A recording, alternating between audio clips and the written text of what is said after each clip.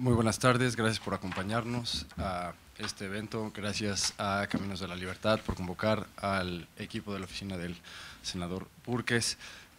Estamos esta tarde para hablar de el México que queremos, un México que la administración saliente movió hasta dejar al borde de la cuarta transformación y que siguen habiendo ideas y perspectivas sobre la mesa que no podemos dejar de lado. Comenzaremos de derecha a izquierda, y agradecemos a la participación de todos los que están aquí, comenzando por Manuel Molano. Él es director general adjunto del Instituto Mexicano para la Competitividad, licenciado en Economía por el ITAM, también maestro por el Imperial College y SOAS en Londres. Escribe en múltiples revistas Este País, Letras Libres, no necesita mayor introducción, son una de las instituciones más representativas en México sobre este tema, y sin más le cedo la palabra a Manuel Molano. Muchas gracias. Bueno, pues muchas gracias y gracias por la posibilidad de hablar primero. La verdad es que es un honor estar por aquí. Pancho, Sergio, David, son gente a la que admiro mucho. Escribí ahí algunas cosas a las que probablemente les quite y les ponga, pero bueno, yo creo que me tomará 5 minutos leerlo y ya le pasaré el micrófono a Sergio, porque probablemente tendrá cosas más interesantes que decir que yo. Hay mucho poder depositado en quienes hacen las reglas y tienen encomendado el trabajo de hacer que todos las cumplamos o de castigarnos en caso de que no lo hagamos. Que además es algo que siempre me ha parecido rarísimo en México. Cuando alguien no cumple las reglas, se roban una bicicleta en un estacionamiento. ¿Qué acaba pasando? Bueno, pues que se prohíben las bicicletas, ¿no? Nadie persigue a quien se robó la bicicleta, ¿no? Simplemente está prohibido traer bicicletas, ¿no? La vía democrática, la de la participación política, es una de las maneras de tener acceso a ese poder. El escalafón en la burocracia, en el poder judicial o en los sindicatos son otras de las vías para acceder al poder político. El grave problema de las democracias occidentales, en mi humilde punto de vista, y la mexicana no está exenta, es que quienes ostentaron este poder no representaron correctamente los intereses de quienes los pusieron en esas posiciones de poder. En el caos culparon a los mercados, al liberalismo, y a quienes creemos que los individuos podemos tomar mejores decisiones que el Estado sobre qué hacer con nuestras vidas y nuestros recursos. Los mexicanos perdimos el rumbo y pensamos que el Estado lo va a encontrar por nosotros y nos va a llevar a buen puerto. Nuestra confianza en el Estado está mal depositada. Pesan más 4 años de una reforma energética que no ha podido llevar precios bajos a los consumidores que 80 años de monopolio absoluto del Estado en materia de energía. Nadie culpa al monopolio, nadie culpa al rezago de inversiones que generó el monopolio o a la falta de Estado de Derecho por la gasolina cara. Se culpa a la gente que se quitó, que se amarró las manos para decidir los precios de los energéticos por decreto. Los mexicanos salimos a las urnas hace unos ya varios días, como 45, y votamos en masa por el hombre fuerte, por quien nos prometió ríos de leche y miel, por quien apuntó el dedo flamígero de las soluciones simples en contra de los sospechosos comunes de la desgracia colectiva. Si somos pobres es porque nos explotan demasiado. Si hay ricos es porque los ricos son explotadores. Si las cosas no funcionan bien es porque los mercados requieren intervenirse siempre, no porque las intervenciones que hemos inventado para la mayoría de los mercados generan terribles distorsiones. Pero creo que no nos estamos haciendo las preguntas corrientes. Mientras nuestro hombre fuerte levanta el dedo, apunta hacia el oriente y envía a la CEP a Puebla, a la vez que cancela la reforma educativa, deberíamos preguntarnos si en realidad necesitamos ministerios de este tamaño para esas carteras. ¿Por qué la CEP interviene en cada decisión que toman incluso los colegios particulares? ¿Debemos tener laberintos burocráticos llenos de funcionarios? ¿Tiene sentido que haya tanta gente metida en oficinas de gobierno en la Ciudad de México microgerenciando cada minuto de la vida de los escolapios y sus docentes? ¿Sirve de algo el énfasis educativo en el mito histórico perpetuador de la ignorancia y no en la enseñanza de la ciencia y la tecnología? Esas eran las preguntas que estaban en la reforma educativa y ya pues está muy claro que se va a cancelar. Luego el líder apunta hacia el sur, hacia Copilco, y le pide a los estudiantes de la Universidad Nacional una teoría sobre su cuarta transformación de la República. Un marco ideológico para justificar cualquier cosa que él y su grupo puedan imaginar. Como que el Estado puede ser un exitoso empresario refinador de combustibles o de explotaciones forestales, como director de los destinos de investigación científica y tecnológica, ¿no? Es maravilloso el documento de Morena del plan para el CONACYT. Si no lo han visto, vale la pena verlo, vale la pena leerlo. Empieza por decir: los lineamientos correctos para la ciencia en la siguiente administración son los que indica el licenciado López Obrador. Un enunciado absolutamente científico. Apunta el líder hacia el poniente y manda a la Secretaría de Agricultura a Ciudad Obregón. Apunta hacia el norte y manda a la Secretaría de Economía a Monterrey. Ahora apunta hacia el oriente de nuevo y manda a CENER a Villahermosa, que es una hermosa manera de entregar carteras de regulación en mercados altamente distorsionados por los subsidios y la huella del Estado en manos de los regulados y los rentistas.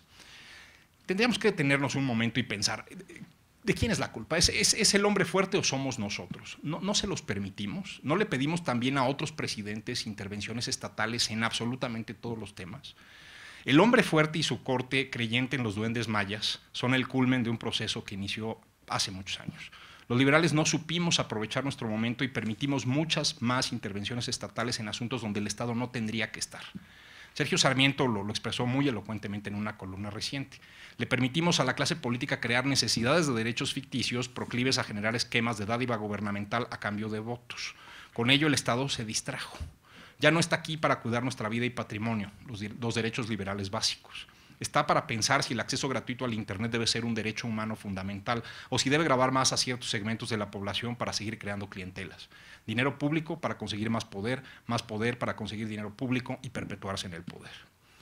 Ahora, los 30 millones de votos del hombre fuerte son 30 millones de personas y todas ellas seguramente piensan diferente en relación a muchos temas.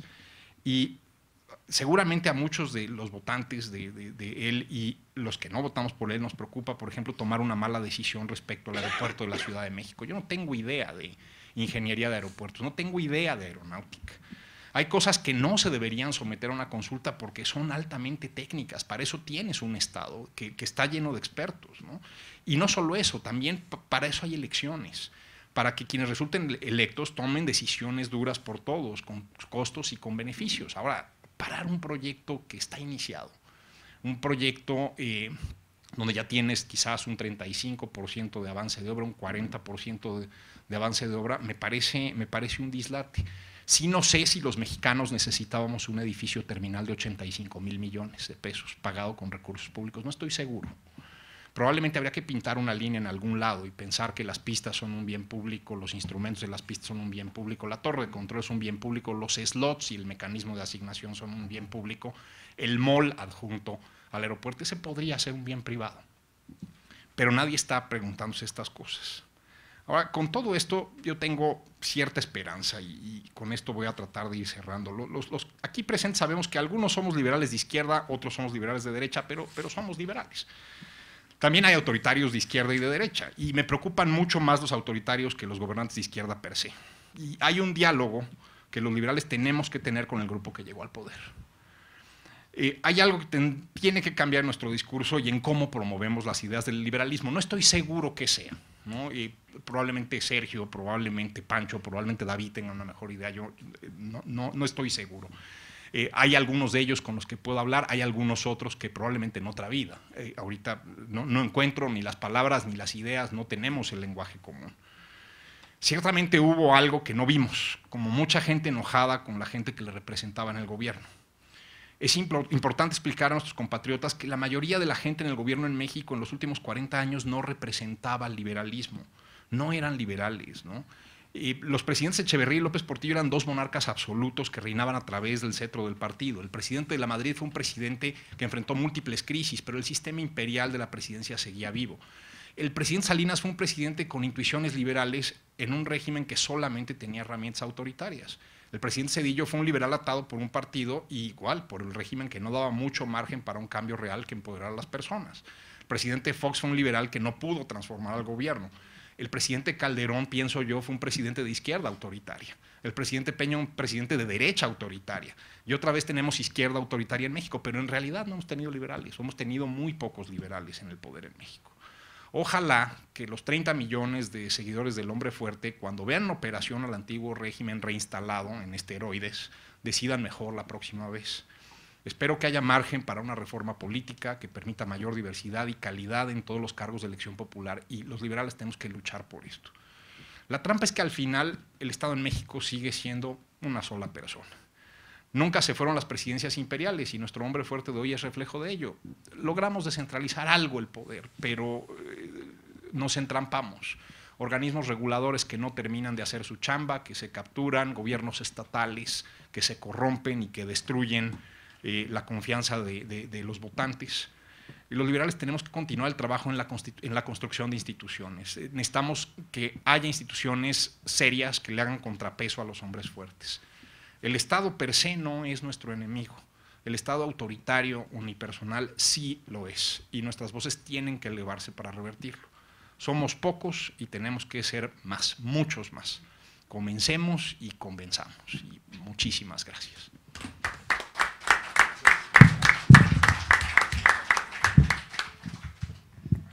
Muchas gracias a Manuel Molano. Le cedemos la palabra a Sergio Sarmiento, enciclopedista, periodista, amigo de La Libertad, presidente de Caminos de la Libertad, y a quien le doy la palabra. Muchas gracias. Y gracias a Esteban González por moderarnos. Tenía yo serias dudas acerca de si Esteban podía ser lo suficientemente moderado para moderarnos. Vas por buen camino, Esteban. Siempre es un gusto escuchar a Manuel Molano.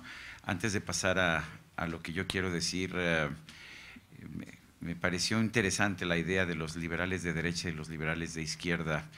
Supongo que yo soy muy vieja escuela, pero me acuerdo todavía de un viejo liberal, José Ortega y Gasset, que decía en La rebelión de las masas, en el prólogo para franceses, que decía que ser de izquierda o ser de derecha es padecer de hemiplegia moral. Pero en fin, gracias a David Calderón, quien ha dado la batalla por la educación de calidad en nuestro país. Es un tema que me parece crucial. Hoy hablo de ese tema en mi columna en el periódico Reforma. Y a Pancho Búrquez, el senador Francisco Búrquez, que pues finalmente por él estamos aquí. Gracias por nuevamente traer a un grupo pequeño de liberales, pero un grupo que está tratando de transformar las ideas. No lo decía un liberal, lo decía un izquierdista, Antonio Gramsci, que a través de las ideas es como se cambia a las sociedades. Me dijeron que imaginara yo, y me dijeron además que podía hacerlo con entera libertad, o sea que es culpa de Berta Pantoja. Me dijo, tú dime qué México quieres. A fin de cuentas lo vas a decir en el Senado y seguramente de inmediato va a correr todo el mundo a la sala de plenos y va a construir el México que queremos. ¿Qué quiero yo? Voy a tratar de ser muy breve y pues esta es la mejor forma en que pude explicar el México que yo quiero. Y empiezo por yo quiero un México libre, así de sencillo. ¿Qué es un México libre? Un México de libertades económicas, políticas y personales. Yo quiero un México en que el gobierno se dedique solo a gobernar. Yo quiero un México que solo cobre los impuestos necesarios para sus funciones esenciales. Yo quiero un México que promueva la inversión, no solamente la inversión productiva, también la inversión inteligente. Yo quiero un México que combata la pobreza y que no se preocupe de un problema de la envidia, un problema de envidia como es la desigualdad. Yo quiero un México con una educación no solamente de calidad, sino que enseñe a aprender. Yo quiero un México en que el gobierno no pueda imponer una sola educación a toda la población. Yo quiero un México en que el Estado no trate de formar empresas y monopolios. Yo quiero un México en que el Estado no se meta en las decisiones morales o personales. Yo quiero un México en que el Estado no limite las transacciones económicas consensuadas entre adultos. Yo quiero un México en que la Constitución sea una simple y corta lista de garantías individuales. Yo quiero un México en que las leyes sean simples y claras. Yo quiero un México en el que cada persona tenga un voto y un solo voto sin importar su etnia. Yo quiero un México en el que cada persona tenga los mismos derechos que los demás. Yo quiero un México en el que nadie tenga derecho a bloquear proyectos productivos por su etnia. Yo quiero un México en que el gobierno no interfiera con proyectos productivos excepto para evitar daños a terceros. Yo quiero un México en que el gobierno se dedique a garantizar la seguridad. Yo quiero un México en que el gobierno respete la propiedad. Yo quiero un México en que el gobierno respete la libertad de comercio. Quiero un México en que el gobierno respete la libertad de invertir. Yo quiero un México en que el gobierno promueva en vez de atacar el ahorro. Yo quiero un México en que el gobierno no cree, no invente la inflación. Yo quiero un México en que las reglas sean tan sencillas que no haya incentivos para la corrupción. Sí, yo quiero un México en que el gobierno no interfiera con el derecho de amar al que uno quiera, al que uno se le antoje. Yo quiero un México con una justicia expedita, pero también justa. Yo quiero un México con derechos individuales y sin derechos colectivos. Yo quiero un México en que el gobierno no me diga qué puedo o no comer o fumar. Yo quiero un México en que el gobierno no me diga con quién puedo o no tener sexo. Yo quiero un México en que el gobierno no pueda prohibir espectáculos porque no son dignos de mí o porque me pueden pervertir. Yo quiero un México en que el gobierno no pueda tratar de proteger mi moral. Yo quiero un México sin listas de quienes verán respetados sus derechos, porque quiero un México en que todos los derechos sean respetados. Yo quiero un México libre y puedo hacer una lista infinita de libertades, pero hay otra forma de decirlo. Yo quiero un México con todas las libertades para todos los gobernados, con la sola excepción de aquellas libertades que provoquen un daño a terceros. Es muy sencillo, Berta, ahí está la lista.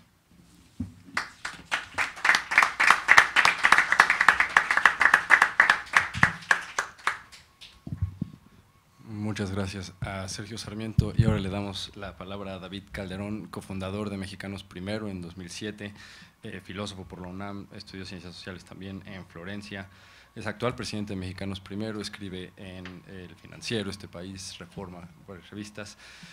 Sin más, muchas gracias por acompañarnos, David. Muchas gracias. Voy a tener una dificultad con la voz, así que probablemente me va mejor, bueno, sí, con ese micrófono. Perdón, voy a estar como cantante de moda con esto muy cerca. Agradecer, por supuesto, la invitación al Senado, a Caminos de la Libertad, al senador Burques, encantado de estar con Sergio, con Manuel. Yo quisiera partir de esta visión en la que quede clarísimo que la educación es un derecho. En la visión de derechos que sostengo, todos los derechos se recapitulan en uno solo, el derecho a ser sí mismo. Son distintas facetas. La doctrina de la indivisibilidad de los derechos en el sistema de derechos de Naciones Unidas se refiere precisamente a eso, a que en cada una de estas expresiones de la persona hay restricciones injustas que deben evitarse a toda costa. El derecho a la educación entonces es un derecho peculiar porque es el derecho a ser la mejor versión de sí mismo. Las personas, estoy convencido, no cambian, solo mejoran. Cuando alguien se propone que alguien sea otro, entonces sea en la pareja, sea en el gobierno y el pueblo, sea en la educación, ya cometió un gravísimo error. Lo que debe propiciarse es ser sí mismo. Pero este despliegue de todo el potencial de las personas, como está plasmado en el artículo 3 con todas sus taras, el artículo 3 sí habla del despliegue de las capacidades de las personas, requiere de la energía de toda la comunidad. Se dice que es un adagio africano, quién sabe si es así, que se necesita toda una aldea para educar a un niño. Esto es real. Se necesita la energía de toda la comunidad, y si tenemos sistemas de educación pública es porque el homeschooling multiplicado al infinito no necesariamente garantizaría las libertades. Entonces, precisamente tenemos agentes designados por la comunidad que deben rendirle cuentas para que se hagan cargo de propiciar el desarrollo de nuestros hijos. Así que para mí nada más hay dos modelos educativos: el del empoderamiento o el de la creación de las clientelas. Y estos dos modelos de educación van a estar luchando permanentemente. La visión es valerse cada vez más por sí mismo, tomar voz y agencia en el mundo, participar, o el subsidio permanente. Este sistema que tenemos es un sistema enorme. Solo ayer alrededor de 22 millones de personas comenzaron clase de golpe. Están bajo la conducción de 1.600.000 maestros, y solo 3 secuencias de números que nos dan un retrato de cómo es el sistema educativo mexicano. El primer día de primaria no llegan los 100 niños correspondientes al 100% de esa generación, ¿no? Imaginemos que cada cohorte demográfica son en realidad 2.100.000, 2.200.000 personas nacidos vivos que a los 6 años están para entrar a la primaria. Solo llegan 96. Al primer día de secundaria solo llegan 77. Al primer día de bachillerato solo llegan 57. Al primer día de una licenciatura llegan 17. Ese es nuestro sistema educativo. Son generaciones que se van desgranando. Son generaciones heridas, decimos nosotros, ¿no? En este país tener un posgrado es ser parte de la satrapía, porque es rarísimo quien alcanza a tener un posgrado en México, el 2% de la población. ¿Es un problema solo de la educación pública? No, es un problema de la educación en general. La educación en México privada, que en general privada quiere decir sencillamente privada de subsidios, ¿no? La educación que llamamos pública, pues sí tiene subsidios. Entonces, más bien, para ser precisos, la educación particular, ¿no? Entonces, ¿es un problema que solo afecta a la educación oficial? No. La escuela privada no tiene que ser buena, la escuela particular no tiene que ser buena, porque basta que haya papel en el baño y maestro en el salón, que ya es claramente superior a la escuela pública más cercana, porque eso no está garantizado en la escuela pública. Lo podemos ver con los resultados de PISA en 2015. El decil más alto en términos socioeconómicos de los hogares es de donde vienen los chicos que tienen un puntaje más bajo que el decil más bajo en el Reino Unido. Dicho rapidísimo, los hijos de los empresarios mexicanos tienen menor rendimiento en matemáticas que los hijos de los mineros de Cardiff. Así de sencillo. Vietnam, Estonia, Canadá y otros 17 países están en esa situación, que el decil más bajo de esa sociedad está por arriba del decil más alto en logro educativo de México. Tercer año de preparatoria en el país, medido por Planea Matemáticas. El promedio nacional es que el 66% de los estudiantes no alcanza el mínimo aceptable. Y ya tienen 17 años y están a punto de votar, si votaron hace algunos días. Ahí se explican muchas cosas. Y por el otro lado, están a punto de comenzar, si tienen esa fortuna, una carrera. El 66% de ellos no alcanza el mínimo aceptable. Cuando nos vamos a Chiapas, estamos hablando del 85%. ¿Por qué tenemos una simulación de ese tamaño? Si la educación es la posibilidad de una sociedad de reinventarse, cuando la vacuna está contaminada, cuando la sal ya no sala, ¿no? ¿Qué vamos a hacer con ella? Sirve solo para pisarse, ¿no? Dice un texto de la Escritura. Entonces, el México que yo quiero es un México en donde las escuelas son comunidades escolares, no son edificios que afuera tienen una placa que dice CCT, clave de centro de trabajo. No sé si ustedes lo sabían, pero no tiene identidad jurídica ni una sola escuela pública de México de nivel obligatorio. Tiene la clave de centro de trabajo, es un centro de costos para pagarle a personal. No tiene RFC, no puede abrir una cuenta, no existe, no puede firmar convenios con la universidad que está cruzando la calle. Entonces, no existen las escuelas, existen centros de costo para distribuir dinero a personas que están contratadas como maestros. ¿Son profesionales o no de la educación? Unos sí, otros no. Cuando hace 3 años nos preguntamos por qué no estamos teniendo impacto, ¿no? el recuento de lo que se ha logrado en educación desde sociedad civil es muy importante, pero a nuestro juicio todavía muy tenue. Hicimos una investigación antropológica, 17 ciudades, unas 25 familias con hijos en edad escolar, para saber cómo pensaban y vivían la educación pública. Y entonces nos fuimos para atrás cuando descubrimos, gracias al estudio, que no consideraban los padres un derecho la educación para sus hijos. Alguien lo explicó muy bien, con una imagen espantosamente elocuente. Decían, es como el alumbrado público. Esperas que en tu colonia haya, sabes que unas tienen y otras no. No sabes realmente de quién depende. Eso no lo paga nadie, es de todos y bueno, ahí está. Y cuando se rompe no sabes a quién acudir. Esperas entonces solo que afuera de tu casa tengas la fortuna de tener luz. Así nos describieron la escuela.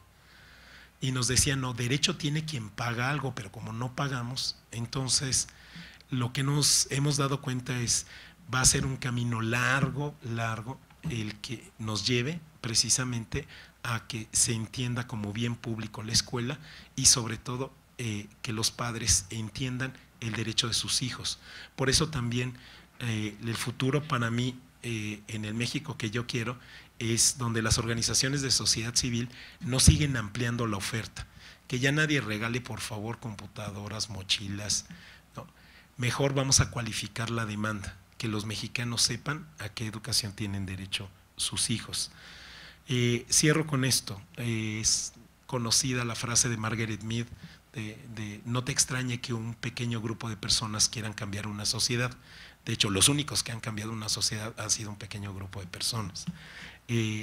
Así como creo que en distintos momentos de los años recientes no debe envanecerse ningún grupo, el equipo al que yo pertenezco son 30 personas que me parecen absolutamente sobresalientes, porque ponen en jaque a 8,000 funcionarios de la SEP federal en una buena mañana, que más o menos cada dos veces por semana.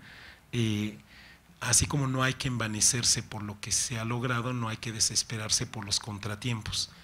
En este momento no tenemos problemas, tenemos contratiempos. El problema ya lo teníamos desde hace mucho.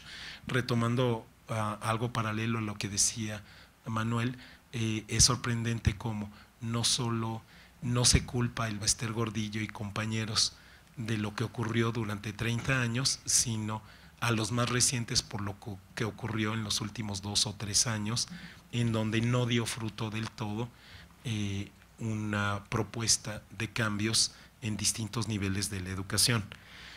Para nosotros no hay la reforma educativa, por eso nunca vamos a ser defensores de la reforma. Nosotros vamos a defender siempre la transformación educativa.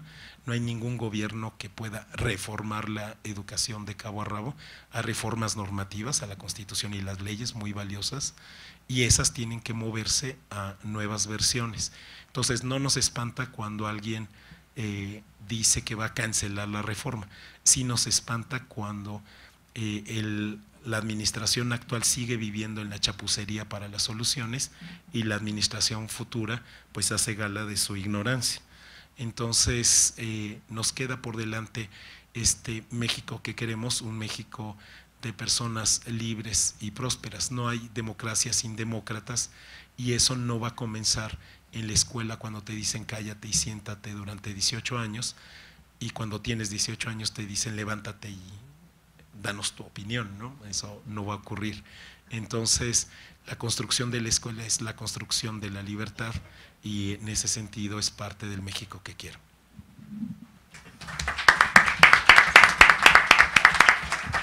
Muchas gracias a David Calderón de Mexicanos Primero, y por último le damos la palabra al senador Francisco Búrquez, ingeniero por el Tecnológico de Monterrey, senador, pero antes que nada un ciudadano.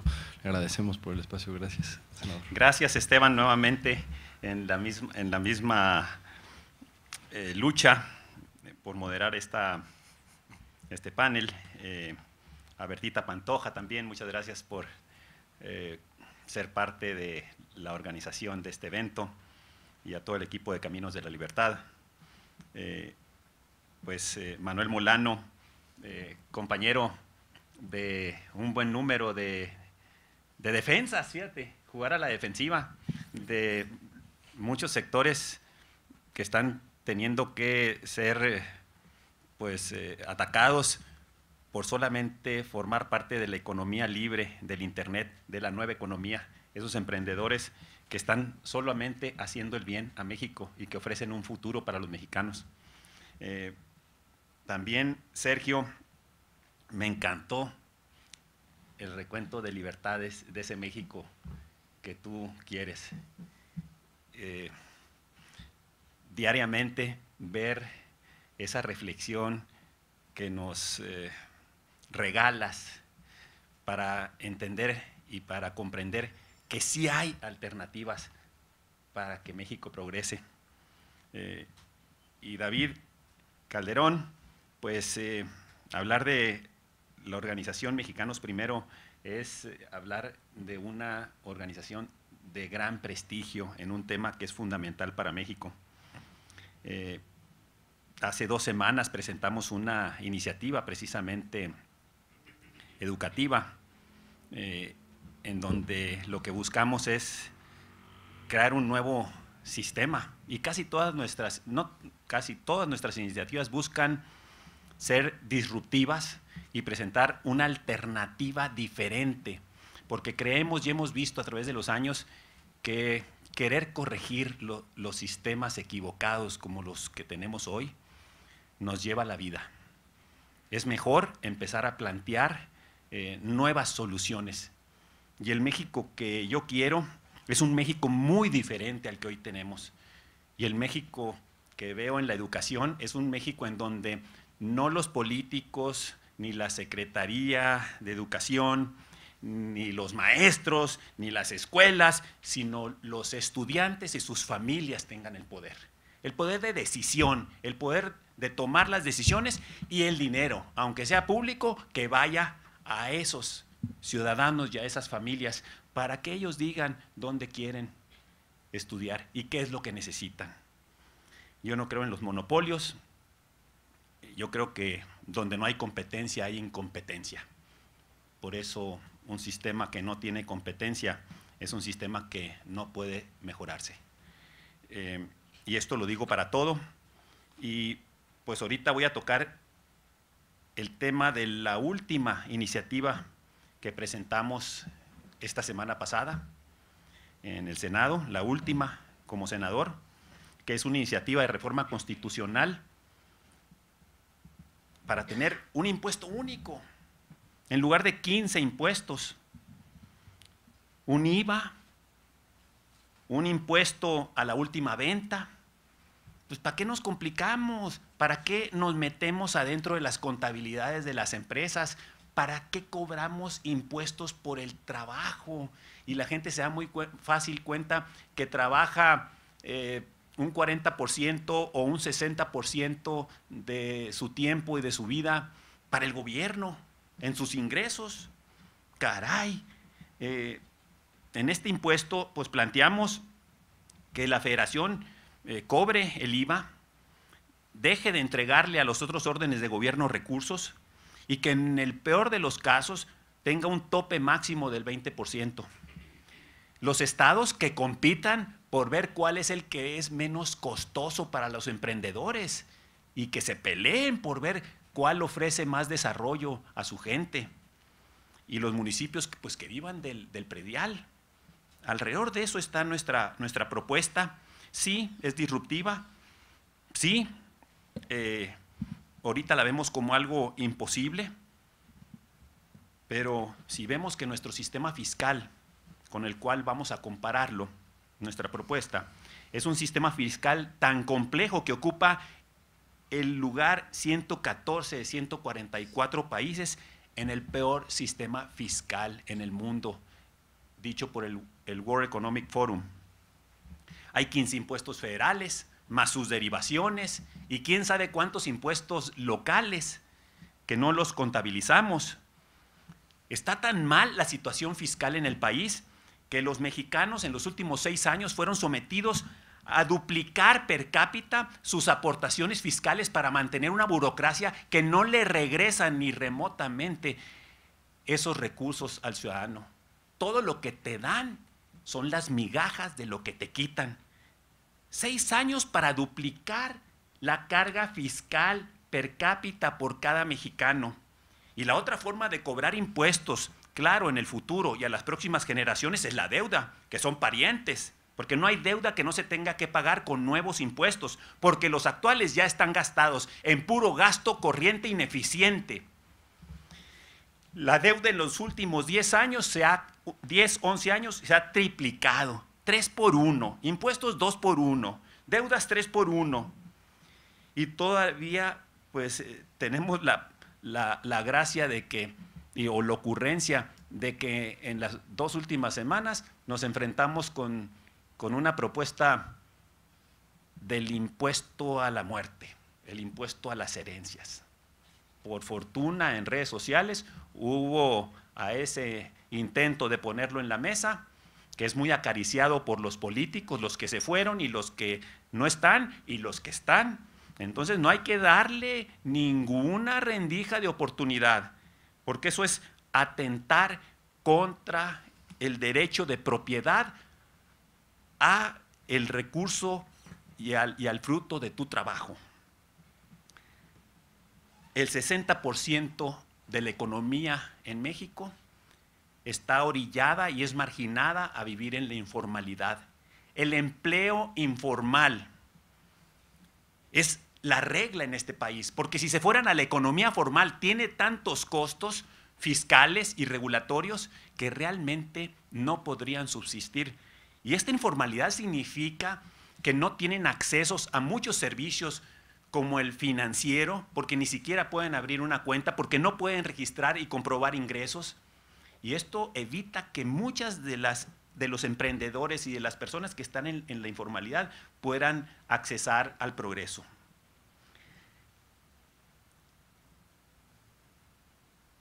Para que una economía progrese, el dinero tiene que estar en las familias y en los emprendedores, y no en los políticos, en el presupuesto público y en los gobiernos. ¿Cuánto dinero es justo para que tenga el gobierno? Pues ahorita no tiene límites. Pueden hacer lo que quieran en los congresos. Y los congresos locales o federales ya sabemos que son comprados con los moches por el Ejecutivo. Esa es la regla en todo el país. A más consumo, porque el dinero está en las familias y en los emprendedores, más calidad de vida, claro, más inversión, más empleo y mejores ingresos. Claro que la gente lo entiende. Creemos que porque la gente tiene bajos ingresos automáticamente no entiende las cosas. La gente ahorita te lo dice en su gran mayoría: no quiero que me den estos hijos de la fregada, con que no me quiten. En ese espíritu está nuestra propuesta, sabiendo que esta propuesta compite contra un pésimo sistema fiscal que le ha puesto una camisa de fuerza a todos los mexicanos. Una propuesta en donde planteamos claramente el derecho que debe de tener todo ciudadano a tener impuestos bajos y finanzas públicas sanas, a que se respete la propiedad del fruto de tu trabajo, máximo cuando ya has pagado demasiado por mantener una burocracia que no te regresa en beneficios esas aportaciones, o estas sustracciones, o esos robos. Evitar nuevas ocurrencias como las que mencionaba hace un momento, o nuevos incrementos en el futuro de las cargas fiscales. Reducir la informalidad, lo cual va a dar más recaudación, claro. Un sistema en donde muchos paguen poco, pues será mucho más viable que un impuesto, una recaudación en donde pocos paguen mucho. ¿Qué México quiero? Pues no hay más que 2 formas de organizar la vida pública. Pensar que el gobierno paternalista va a resolver una gran cantidad o la mayor parte o parte importante de las necesidades de los ciudadanos, y claro, lo va a hacer con el dinero de la sociedad civil. O pensar que cada ciudadano con libertad y responsabilidad y propiciando un entorno de libertad, pueda cada quien ser autosuficiente y poder ser actor del desarrollo de su propia vida. Lo que hemos visto en el pasado, y yo le llamo el dilema del siglo XXI, porque en el siglo XX nos polarizaban los políticos, izquierdas contra derechas, y nos polarizaban ricos contra pobres, y también emprendedores o empresarios contra trabajadores. Todos esos dilemas para la gente del siglo XXI ya no tiene sentido, y lo veo claramente. El dilema del siglo XXI es ciudadanos contra políticos. Cuando los políticos les va bien, a los ciudadanos les va mal. Cuando los políticos son ricos, los ciudadanos son pobres. Se trata de un asunto de poder. En el siglo pasado, y todavía las organizaciones viejas que perduran, tanto en el mundo privado como en el mundo público, en organizaciones con fines o sin fines de lucro, pues las élites mantenían el poder, eran organizaciones de control central. Tuvo su razón de ser en el pasado, pero hoy hay una transferencia increíble de poder hacia la base, y de la base hacia los usuarios, los clientes, los ciudadanos, los feligreses, dependiendo del tipo y de la naturaleza de organizaciones. Yo me quedo con lo que está pasando en todos los sectores de nuestra vida. Una transferencia sin precedentes de poder al individuo. Y esto es porque muy claramente, cuando hay gran velocidad en la evolución del mundo, solamente a nivel individual tenemos la capacidad de reaccionar inmediatamente para adaptarnos a las situaciones. Por eso las organizaciones verticales están fallando en uno y otro de los sectores que podamos hablar, en educación, en salud, en transporte, en las finanzas, bueno, hasta la Wikipedia. Pues qué mejor ejemplo para un partido de cómo los ciudadanos pueden hacer una organización que antes las hacían las élites del saber. Yo prefiero un ciudadano autosuficiente que uno dependiente. Yo prefiero un ciudadano que evolucione para vivir en libertad en lugar de vivir en el temor.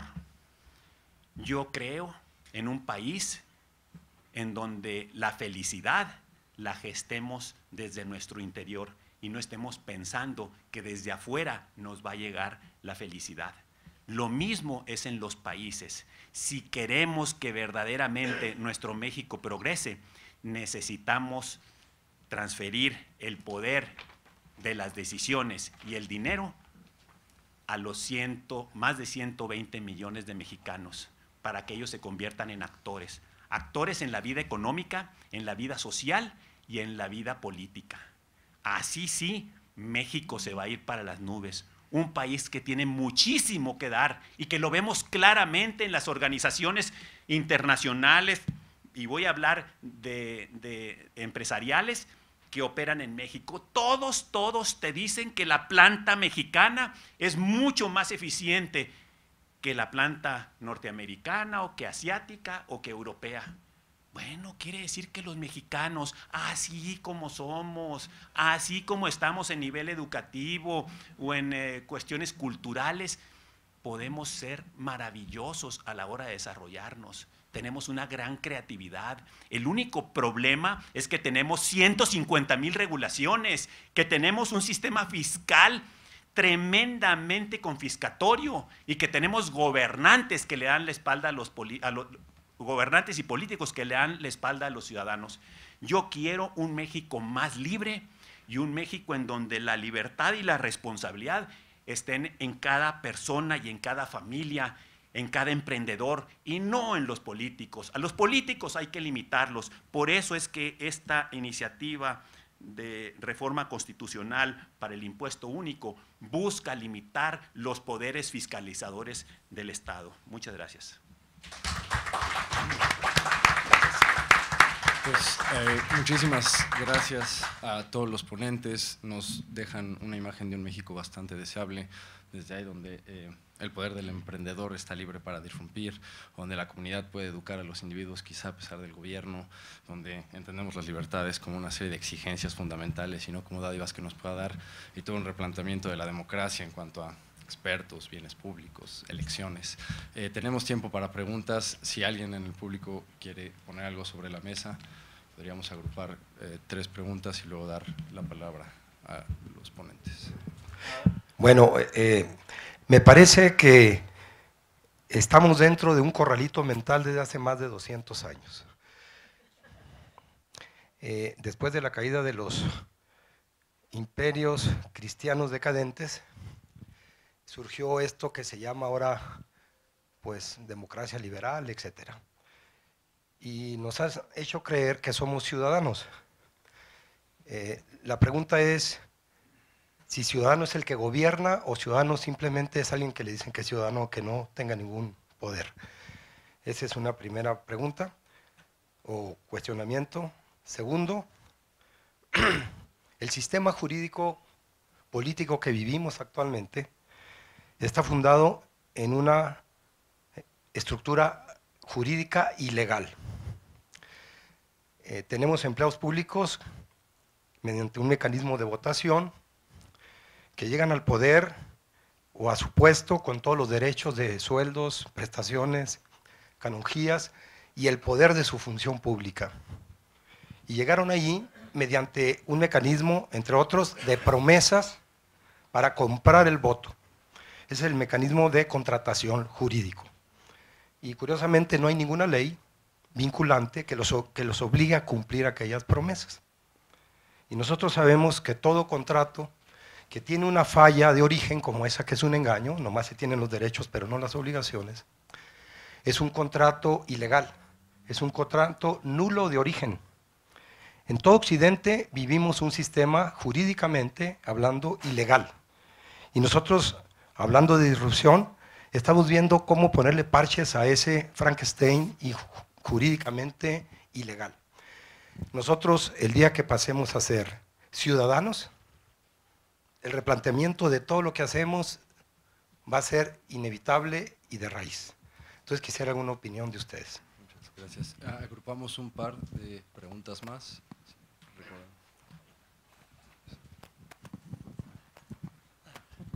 Al foro de los acusados. Buenas tardes a todos. Pues yo soy Rafael Oropesa y también busco la libertad como todos ustedes. Sin embargo, pues hemos visto que nuestra industria en México ha decaído mucho. Por ejemplo, en Alemania hay 2.500 fábricas de cerveza y se beneficia a muchas familias. En México teníamos 3, que ahora ya son 2, y se beneficia únicamente a 10.000 familias.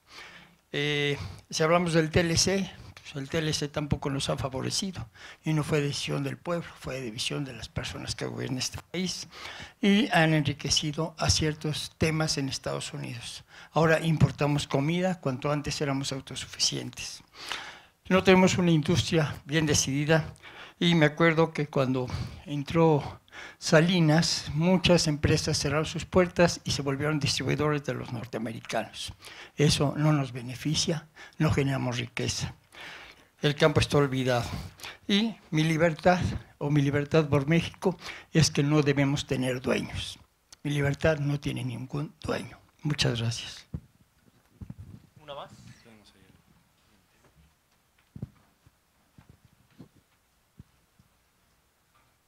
Buenas tardes, señor. Soy Celso Aguilar, de Ciudad Obregón, Sonora. Yo quiero cuestionar. El gobierno ha incumplido totalmente, pero no uno. Llevo 10 presidentes yo. Pues de los 10 presidentes casi no hay ninguno que se salve. Y la pregunta mía es, ¿qué hacen las cámaras con las regulaciones hacendarias de educación? Un país, yo siempre he dicho, yo soy artista, yo soy músico. Un país con buena salud y buena educación, es un país triunfador, es un país sin problemas. Yo digo, las cámaras no han hecho su trabajo. Hay un elemento de cuestionamiento en los Estados Unidos que no me gusta comparar, pero ellos cuando levantan la mano y juran y no cumplen, se llama perjurio. Aquí el perjurio se comete todos los días. Hay que hacer cámaras más chicas con resultados más grandes. Eso es lo que yo propongo para México.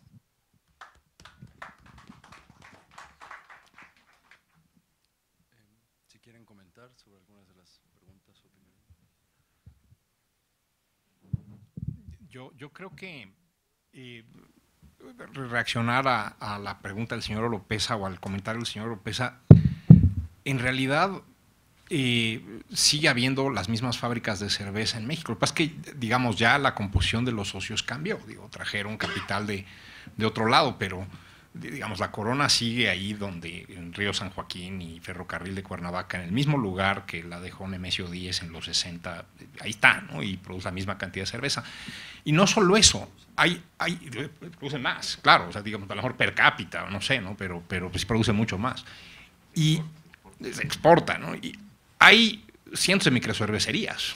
O sea, ha habido un verdadero auge de la cerveza artesanal por un simple cambio en las reglas. O sea, cuando la Comisión Federal de Competencia les dice, oye, no puedes impedirle el canal de distribución a tus competidores, ¿qué pasa? Pues que en lugar de que Modelo vaya con Heineken y le diga vende en los expendios donde yo vendo, entonces dicen, no, vamos a hacer un producto diferenciado, sacar un producto diferenciado de una empresa que sea distinta a la nuestra, de capital distinto, que son estas cervezas artesanales. Entonces tienes ahí un boom de este tipo de negocios que generan muchísima actividad económica. Y yo ahí sí también diciendo, me muero de pena, pero depende, si nos preguntamos el Telecan ha servido para qué, ¿no? Pero a lo mejor los objetivos planteados inicialmente no se cumplieron en ciertos aspectos. Digamos, se pensaba que México iba a ser el gran proveedor de mano de obra de América del Norte. Eso no ocurrió. No ocurrió porque tenemos un mercado laboral absolutamente distorsionado, hecho pedazos, en donde simplemente el modelo manufacturero no pudo crecer más por una serie de restricciones duras que nosotros le impusimos al modelo. No tenía nada que ver con el tratado. Digo, yo de chico, yo crecí en un México en donde pues sí había como dos opciones para los zapatos que te podías poner y una opción para el maíz que te podías comer y una opción para la olla en la que ibas a cocinar ese maíz, y todo era chafa, todo era carísimo, todo era de muy mala calidad. Y ahorita pues no, ya no veo ese problema. O sea, sí creo que a lo mejor ya se nos olvidó, ¿no? Pero si yo quería comerme un dulce, pues había una o dos marcas de dulces y ya no había más, ¿no? Entonces, digamos, sí creo que las políticas públicas podrían haber sido mejores. A mí que me hubiera gustado que hubiera pasado, en lugar del Tratado de Libre Comercio, una apertura absoluta de la economía mexicana con respecto al resto del mundo, ¿no? Que no solamente pudiera yo tener productos de Estados Unidos y Canadá, sino que pudiera yo tener aquí productos chinos y de donde fueran, ¿no? La política, desgraciadamente, no ha funcionado así en México. Yo creo que sí hemos tenido gente de negocios, hasta población mucho más liberal. La gente vota con los pies. La gente muy rápidamente se da cuenta que en ciertas franquicias de las nuevas gasolineras que no son marca Pemex no le roban. Y oh, sorpresa, ¿no? Bueno, pues cargan ahí, ¿no? ¿Qué caray? ¿Qué cosa, no? Seguramente el sindicato pues, está muy enojado, ¿no? El campo, a lo mejor es cierto lo que usted dice, que está olvidado, y qué bueno que se les olvidó porque va re bien, man. Ha generado un superávit comercial. Ya no producimos tantos granos, pero probablemente no somos el mejor país para producir granos. Sí producimos mucho más frutas, mucho más hortalizas. Hay un boom en la parte de cárnicos, ¿no? Un intercambio muy rico con los americanos, en donde ellos tienen el maíz que necesitamos para darle de comer al ganado y nosotros tenemos otro tipo de capacidades que nos han permitido desarrollar ese mercado. Al final, el comercio nos ha permitido cooperar con gente que habla otros idiomas y que hace cosas distintas a las que hacemos nosotros. Entonces, creo que no todo ha marchado tan mal en México. A mí lo que sí me ofende es, por ejemplo, yo no pueda decidir si quiero ahorrar para el retiro o no. Solamente metiéndome al sector informal es la única manera en que podría yo decidir. Y no solo eso, una vez que ya estoy en el sector formal, no tengo idea cómo deciden que yo debería estar invirtiendo en la Comisión Federal de Electricidad y en su Sociedad Hipotecaria Federal y en Pemex y en todos los negocios fracasados del Estado. Y todo lo que no puedo invertir ahí, tengo que comprar CETES, ¿no? Entonces también tengo que financiar al señor que calienta el asiento en Sedatu. ¿Por qué, cabrón? ¿No? Y luego nos extrañamos que el rendimiento sea muy malo, ¿no? Y luego dicen, no, es que son los banqueros y ven las comisiones y están en un régimen de inversión con las manos atadas, las comisiones se deciden en la CONSAR. ¿Por qué nos iba a dar un buen rendimiento eso? No tendría ningún sentido. Está pasando exactamente lo que predeciría cualquier modelo que tendría que pasar con esos sistemas de ahorro para el retiro. ¿Por qué no podemos decidir libremente dónde podemos vivir, dónde podemos comprar ciertos activos? Hay restricciones muy reales en donde tienes un Estado que genera todo tipo de controles para que la actividad económica no ocurra en ciertos lugares y no puedas vivir en ciertos otros. El Estado decide en nuestras vidas y eso tiene que cambiar. O sea, sí creo que lo que tenemos que hacerle entender a la clase política mexicana es que nosotros los pusimos ahí y ellos tienen que hacer caso de la voluntad del soberano, ¿no? Que pues, somos nosotros, ¿no? Desafortunadamente nos hemos convertido en una monarquía, ¿no? Y creo que hay hasta descendencia aristocrática, ¿no? Y el hijo de político y el nieto de político y ahora la nueva modalidad, que el cónyuge o la cónyuge puede ser el siguiente gobernador. Es una cosa verdaderamente absurda. Eso tiene que cambiar. O sea, creo que la competencia que hemos ganado en los mercados económicos debería traducirse en mayor competencia en las arenas políticas. Pepe Torra, cualquiera de ustedes probablemente lo haría mucho mejor que la gente que tenemos en los cargos públicos. Ya me extendí mucho, mil disculpas. Gracias, Manuel. Yo quiero plantear algo porque es muy fácil. Yo toda la vida he sido un crítico, hago artículos de opinión para ganarme la vida y siempre he sido un crítico, pero hay que tener cuidado también de no cerrar los ojos ante las realidades, de no volverse tan dogmático como el otro lado. Vamos a hablar de puntos en los que hemos progresado. ¿Y por qué hemos progresado? Porque hemos tenido una apertura en esos campos. Yo voté por primera vez en 1976 y voté, había el candidato José López Portillo que lo postuló el PRI, estaba el candidato del Partido Popular Socialista que se llamaba José López Portillo, estaba el candidato del Partido Auténtico de la Revolución Mexicana que se llamaba José López Portillo. El PAN no postuló candidato porque tenía broncas internas y había un candidato independiente que tenías que escribir todo el nombre, que era Valentín Campa del Partido Comunista. Yo voté por Valentín Campa. Cuando salieron los resultados de la elección, el resultado fue que el 100% de los votos válidos habían sido para José López Portillo. No sé dónde quedó mi voto. Afortunadamente no fueron más del 100%, pero tampoco menos del 100%. A ver, ¿qué ha pasado realmente desde entonces? Sí tenemos un juego democrático y el juego democrático nos beneficia. Hemos visto, por ejemplo, en este sexenio se hicieron una serie de reformas y no digo que sea el mejor gobierno del mundo, nada, pero se hicieron una serie de reformas que se tuvieron que negociar con partidos de oposición. Es mejor eso que tener un presidente que decreta el 1 de septiembre, hoy voy a nacionalizar la banca y además voy a cambiar la Constitución para impedir que me hagan un juicio de amparo en contra. Sí, claro que hemos mejorado en eso.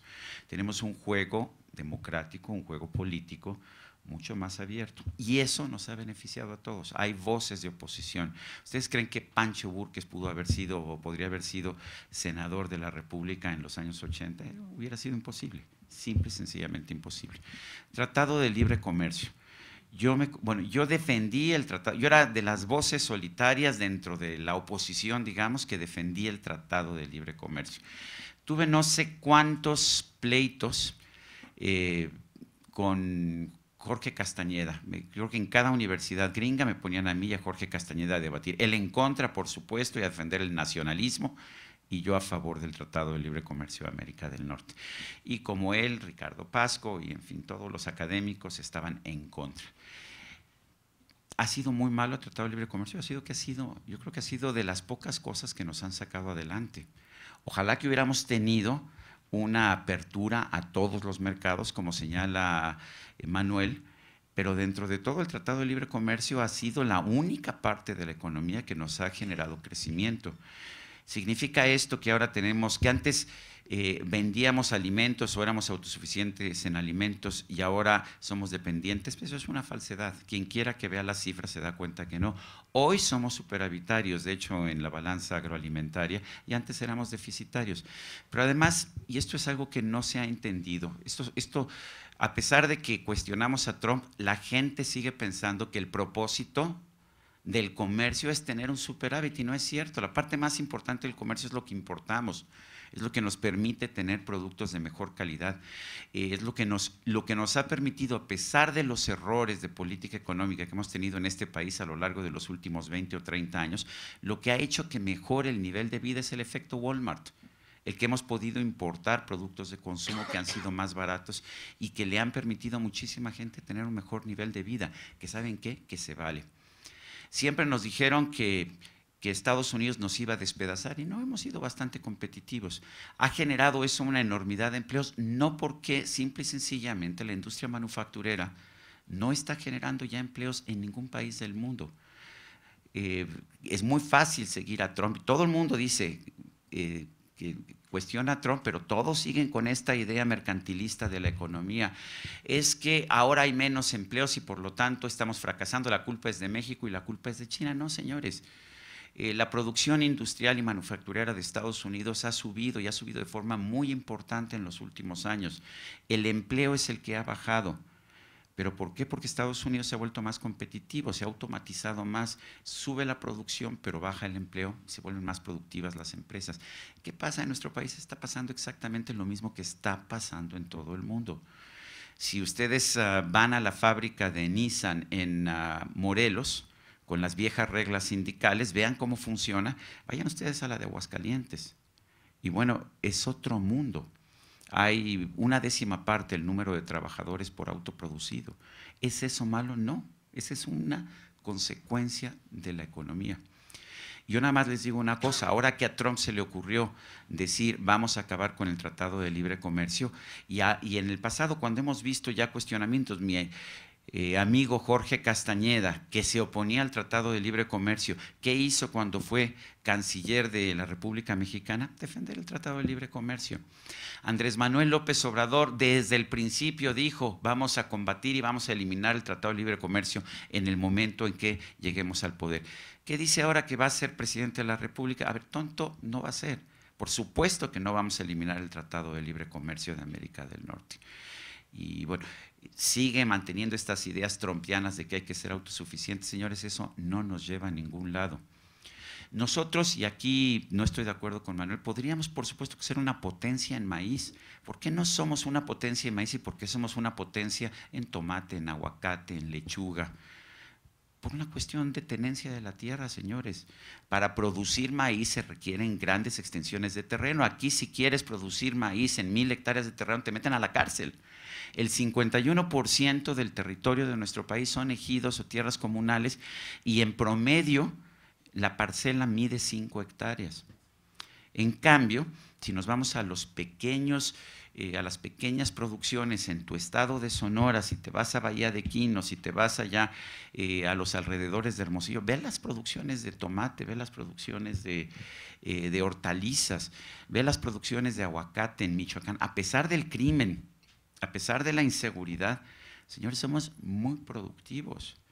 Y quien diga que no somos productivos en Alemania, vete a Alemania y vas a ver que la gente lo que busca, a pesar de que es más cara, es la cerveza mexicana. No seamos tampoco A ver, no nos cerremos los ojos, no se trata de cuestiones de dogmas. La libertad funciona mejor que el dogmatismo, y la libertad funciona mejor que tener un gobierno que te diga qué producir. Donde hemos tenido espacios de libertad hemos sido muy productivos. Los pequeños predios de producción en Sonora, en Sinaloa, en Jalisco, tremendamente productivos. Los ejidos de Oaxaca y los ejidos de Chiapas, por más dinero que se les entregue en subsidios, no son productivos, pero por otro tipo de razones, no hay los incentivos para hacerlo.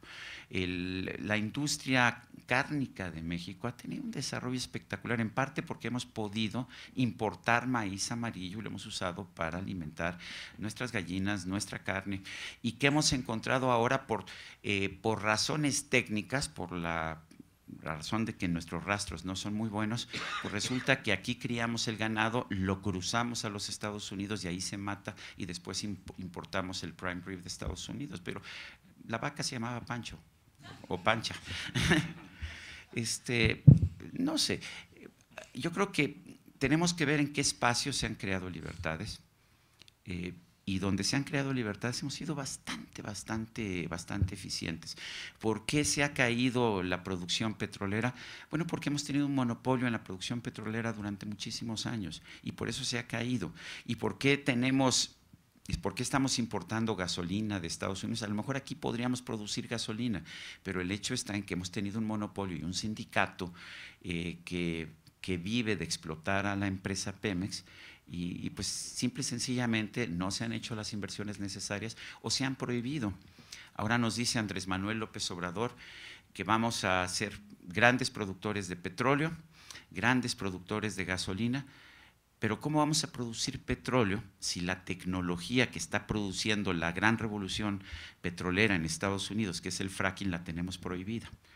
¿Cómo vamos a producir maíz si prohibimos los transgénicos aquí en México, cuando es finalmente la producción que está teniendo mayor éxito en Estados Unidos y en Canadá? Bueno, tampoco cerremos los ojos. Si queremos mantenernos atados al siglo XIX, vamos a producir con la competitividad del siglo XIX o XVII. ¿Qué tenemos que hacer? Señores, el Tratado de Libre Comercio fue muy bueno, por eso lo estamos peleando y por eso estamos tratando de impedir que estas ideas de que hay que tener un superávit, estas ideas de que primero Estados Unidos o de que tenemos que ser autosuficientes son ideas obsoletas y que tenemos que combatir. Es lo primero que tenemos que hacer, preservar el Tratado de Libre Comercio, pero abrirnos a los demás mercados. ¿Por qué le vamos a cobrar un impuesto de 100% a un teléfono de Corea del Sur cuando finalmente lo podemos comprar aquí a un precio menor si lo importamos de Corea del Sur, que si lo producimos aquí? Y ese teléfono nos va a permitir ser más productivos también aquí en nuestro país. Resulta, me decía ayer un funcionario público, es que el transporte público por naturaleza no puede ser privado porque es más ineficiente. Y le digo, no, todo lo contrario. Uber nos demuestra que el transporte privado es más eficiente, por eso se aterran los políticos y están haciendo todo lo posible por ponerle tantas cortapisas a Uber para que no nos demuestre que un transporte privado es efectivamente más eficiente que el transporte propiedad del gobierno. Entonces, ¿qué tenemos que hacer? Preservar la libertad donde está, preservar Uber, preservar el Tratado de Libre Comercio, abrir más mercados, negociar apertura comercial con China, con Japón, por supuesto. Ya tenemos el Tratado del Pacífico, ese nos va a ayudar, aunque yo siempre he dicho, el Tratado de Libre Comercio ideal entre México y Estados Unidos debería ser una hojita de este tamaño, como la que yo estaba leyendo, que dijera, todos los productos de México, Estados Unidos y Canadá pueden comerciarse sin ningún arancel. Ese debería ser el Tratado de Libre Comercio de América del Norte, así debería ser nuestro Tratado de Libre Comercio del Pacífico, ¿no? Son 3 volúmenes de este tamaño con reglas de origen, qué se puede exportar, qué no se puede exportar, y en fin. Pero bueno, tomemos aquello que es bueno, que sí lo hay, porque créanme, yo viví en México, yo soy suficientemente viejo como para decirles que sí se puede estar peor. Y no le creamos a aquellos que nos dicen que todo está tan mal, que ese era el argumento de Donald Trump. Recuérdenlo, es un país devastado, es un país sin manufacturas, es un país en que la gente se muere de hambre por culpa de los mexicanos y los chinos. Y ahora resulta que la economía es maravillosa porque great and wonderful porque Donald Trump ya es presidente de los Estados Unidos. La misma mentira les contó a los venezolanos, en ese entonces el país más rico de América Latina, Hugo Chávez. Y para quien me diga que no se puede estar peor y que por lo tanto hay que buscar un populista que nos salve, ahí está el ejemplo de Venezuela. Gracias. Yo quiero hacer una mención breve a la provocación sobre qué es ser ciudadano y quién nos lo da o si nos lo tomamos. Pues claramente cuando uno revisa la historia del reconocimiento legal de las libertades, tiene dos características. Siempre fueron procesos adversariales, o sea, alguien no quería que otro fuera libre. Y en segundo lugar, quienes plantearon y lograron estos cambios son personas que necesitaban esas libertades. La libertad de expresión la ganaron los filósofos y los poetas, no los analfabetas. Lo ganaron para todos, ¿no? Pero es así. O sea, la Ilustración es la historia de una necesidad vuelta exigencia política. Entonces, dice un psicólogo social, Erving Goffman, dice que hay algunas personas que necesitan participación social riesgosa. O sea, hay gente que necesita decir, esto está mal. Ok, esas personas necesitan de las libertades de asociación, de expresión, necesitan de que esté reconocido el derecho a la participación por los gobiernos. En México la cosa no está nada sencilla. Solo el año pasado perdieron 100 donatarias autorizadas esa condición. ¿Qué quiere decir donataria autorizada? Que quien dona para tu organización tiene un retorno fiscal de hasta el 80% de lo que te donó. Si me diste 100 pesos, al final el fisco, el SAT, te va a dar 80 pesos contra tu declaración anual de impuestos. Si lo que me diste o nos diste acumulado no rebasa el 7%. Parece muy soso lo que estoy diciendo. A lo que me refiero es que las organizaciones de sociedad civil en México o son coberturas de negocios o son coberturas de transferencias o son embriones de partidos o son negocios familiares, y las pocas que efectivamente quieren buscar el cambio social son, por supuesto, como jugadores que tuvieran usando unas casacas con un tiro al blanco, ¿no? Porque van a estar en riesgo constantemente. Estuve en una reunión con 36 organizaciones, pero solo nosotros empezamos una demanda de amparo contra el SAT porque pidió en una miscelánea fiscal, brincándose al Poder Legislativo, que se cambiaran los estatutos de las organizaciones. Entonces los asociados, en el acto más libre, que es decir, nos juntamos para hacer tal o cual cosa, ahí el SAT nos obligó a que le cambiemos, y si no nos iban a revocar la condición de donataria autorizada, y además nos iban, bueno, nosotros impulsamos un juicio de amparo, nos quedamos solitos, el juicio de amparo fue sobreseído y tenemos 6 auditorías en curso. Entonces fuimos favorecidos por la aleatoriedad de estos procesos y entonces mágicamente nos llegaron 6 auditorías al mismo tiempo. Entonces, ser ciudadano en organización de sociedad civil en México es deporte de contacto, es ocupación de alto riesgo, a lo mejor es fifí, no sé, pero de que tiene su complicación porque rápidamente puede ser delincuente fiscal, pero también puede ser delincuente electoral, ¿no? Ustedes saben que hicimos un spot y estamos todavía esperando la decisión de la Sala Superior porque nos atrevimos a plantear algo que algún partido encontró ofensivo, ¿no? Entonces, todo para decir que nadie nos da permiso de ser ciudadanos, o nosotros jalamos nuestra silla y decimos con permiso, aquí en la mesa de las decisiones yo también quiero estar, y recuerda el adagio de Kant, ¿no?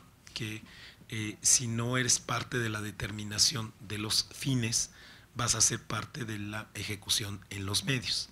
Entonces, si no queremos ser solo los medios de un gobierno, vamos a tener que sentarnos a discutir los fines. Pues le estamos ganando a los que preguntaron, ¿verdad? Estamos monopolizando aquí, a propósito de monopolios, la palabra, pero pues son oportunidades que tenemos de platicar los temas y ustedes nos provocan con sus preguntas. Sin duda, la libertad es el ejemplo más claro del progreso. Cuando estábamos en la época monárquica, pues no es que no hubiera avances, claro que había avances, pero el mundo avanzaba a 10 kilómetros por hora. El 90% eran personas en pobreza. Y luego viene la revolución industrial y avanzamos a 50 kilómetros por hora. Claro que fue buena. Por eso a mí no me da miedo la robótica y la automatización. Va a traer nuevas oportunidades como las trajo la revolución industrial cuando se mecanizó el trabajo. Luego vino el fin del mundo bipolar y ahí vino otra oleada en donde México también se benefició y vino la democracia representativa que hoy ya no representa a nadie y que en unos cuantos años ya se quedó anticuada e inservible en muchos temas. Y vino pues el fin del gobierno propietario de las empresas, pero luego mutaron y se convirtieron en propietarios de facto a través de los impuestos y sin invertir y sin preocuparse. Y pues ahora estamos en una nueva evolución. El mundo está a una velocidad de 500 kilómetros por hora. ¿Nos vamos a conformar con ir a 100 kilómetros? Claro, hemos avanzado, pero necesitamos sumarnos al mundo de 500 kilómetros.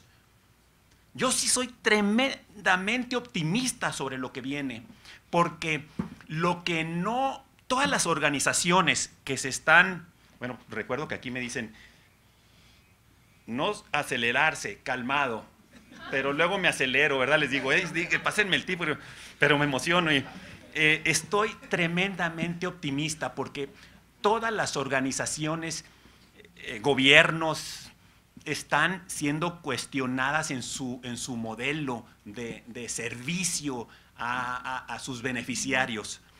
Entonces, aquellas organizaciones, partidos, gobiernos, iglesias, empresas privadas, empresas públicas, o sea, todas estas organizaciones que sirven para satisfacer necesidades humanas, que no se pongan las baterías para correr a 500 kilómetros, se están muriendo. Y la mayor parte de estas organizaciones no la están haciendo. En el siglo XXI, con la socialización y democratización de la tecnología, o como le queramos llamar, con el mundo libre que está generando el Internet o las tecnologías de información o la evolución del ser humano, están haciendo que se tenga que reinventar la forma en que operan todas estas organizaciones o se llevan a cabo estos servicios. Por eso en el siglo XXI el pez chico sí le gana al pez grande y por eso soy tremendamente optimista, porque lo que no podamos cambiar nosotros con nuestro esfuerzo lo va a destruir la naturaleza y habrá tumbos, y habrá regresiones, y habrá sacudidas, pero la tendencia del mundo, no nomás desde hace 200 años, sino de hace más siglos, es clara, favoreciendo al mundo de las libertades, al mundo de la responsabilidad de cada ciudadano. Y ahí, pues, la Fundación Heritage todos los años presenta un índice de libertad económica y compara los países. Y resulta que México no sale bien librado. Y resulta que todos los países que están creciendo y tienen mejores ingresos son los países más libres.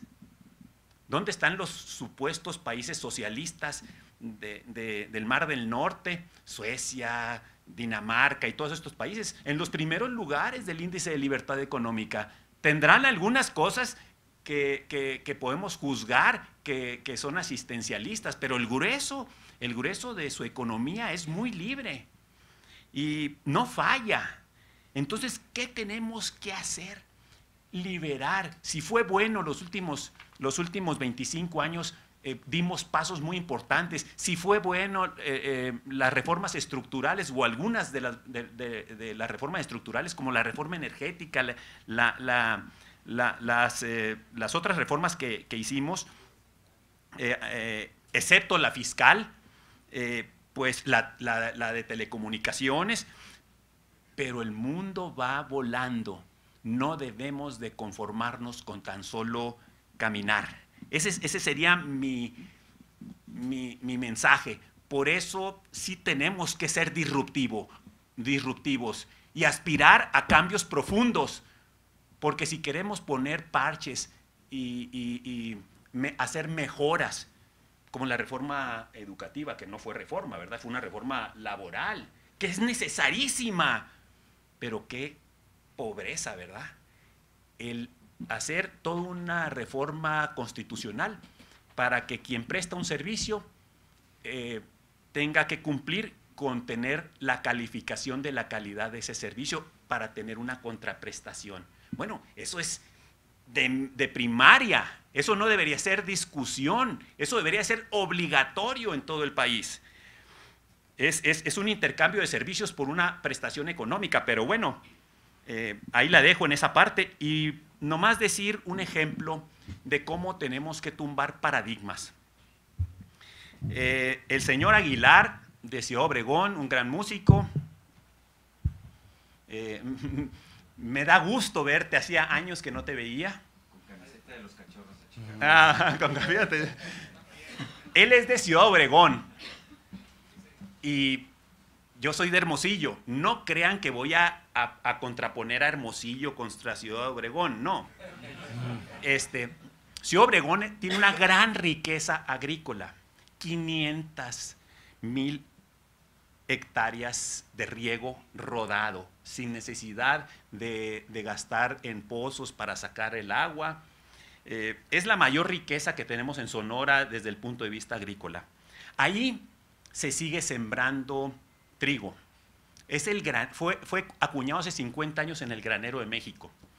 Gracias al subsidio del trigo, ahí se sigue sembrando trigo, porque la naturaleza humana sigue haciendo lo que te permite sobrevivir. Hay utilidades, pues, en la siembra de trigo.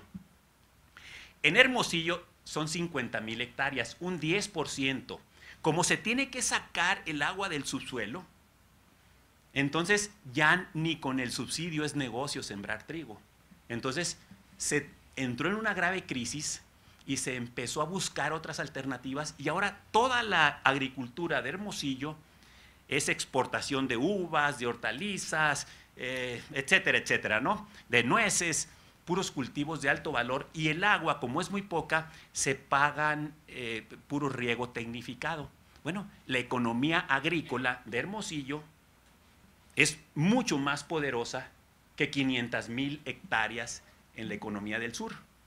Y lo que ha hecho el subsidio es no permitir, mediante un incentivo, que el Valle del Yaqui y el Valle del Mayo entren en una crisis para volver a reconvertirse y aspirar a una nueva economía, a esa economía que decía Molano, que es el gran triunfador del Tratado de Libre Comercio. Pues claro, México vende sol, todo lo que se puede producir en México que no puede producir el gran mercado de Estados Unidos. Lo digo como ejemplo porque tenemos que acabar con muchos paradigmas, como los paradigmas de los programas sociales, que metemos millones y millones y no combatimos, y no se acaba la pobreza ni se reduce. Entonces, ¿para qué seguimos metiendo dinero de esa manera? Si lo que ya sabemos que puede traer progreso a la gente más necesitada, pues son el empleo, la inversión que genera ese empleo, y pues la economía de las familias. Y entonces, pues tenemos que acabar con mitos como aquel mito que dicen que en Nuevo León es el estado más desigual del país. Salió en un medio de comunicación, en el Universal, hace un año, en primera plana. Bendita desigualdad, puse yo en redes sociales, porque el obrero en Nuevo León gana 3 veces, tiene 3 veces más ingreso que el promedio nacional. Y ya no lo comparo contra el ingreso de Chiapas y Oaxaca. Entonces, tenemos que acabar con muchos paradigmas para poder progresar y correr a 500 kilómetros. Muchísimas gracias, senador. Muchísimas gracias a todos los ponentes. Muchísimas gracias a Caminos de la Libertad, a la Ola Naranja, a la Ola Libertad, perdón. Que bueno, estamos. Hay que acabar dogmas. No, es la ola. Para continuar la discusión de estos temas y profundizar sobre el México que queremos, los esperamos. Muchas gracias.